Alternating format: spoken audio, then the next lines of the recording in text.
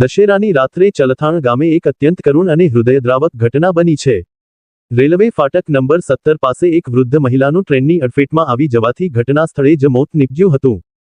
પ્રાપ્ત માહિતી મુજબ કડોદરા શાંતિનગરની રહેવાસી ભીમાબાઈ ગાયકવાડ, ઉંમર આશરે 65 વર્ષ, દશેરાની મોડી રાત્રે ચલથાણ રેલવે ફાટક પરથી પસાર થઈ રહ્યા હતા. તે સમયે ફાટક બંધ હોવા છતાં ભીમાબાઈએ નીચેથી ટ્રેક ક્રોસ કરવાનો પ્રયાસ કર્યો હતો. આ દરમિયાન તેમની આગળ ચાલતા બે યુવાનોએ ટ્રેન આવતી જોઈને ગભરાઈને દોડ મૂકી. પરંતુ વૃદ્ધા મહિલાએ પણ દોડવાનો પ્રયાસ કર્યો હોવા છતાં ઝડપથી દોડી શક્યા નહીં. એ જ ક્ષણે સુરત તરફથી આવી રહેલી નવજીવન એક્સપ્રેસની અડફેટમાં આવી ગઈ.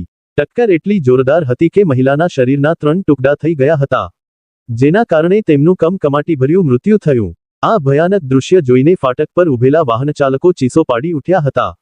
ઘટનાની જાણ થતાં જ રેલવે પોલીસ તાત્કાલિક સ્થળ પર પહોંચી મૃતદેહને કબજે લઈને પોસ્ટમોર્ટમ માટે મોકલ્યો છે અને કાયદેસરની કાર્યવાહી શરૂ કરી છે. Report: Atiq Desai, state bureau chief, SPP Bharat news.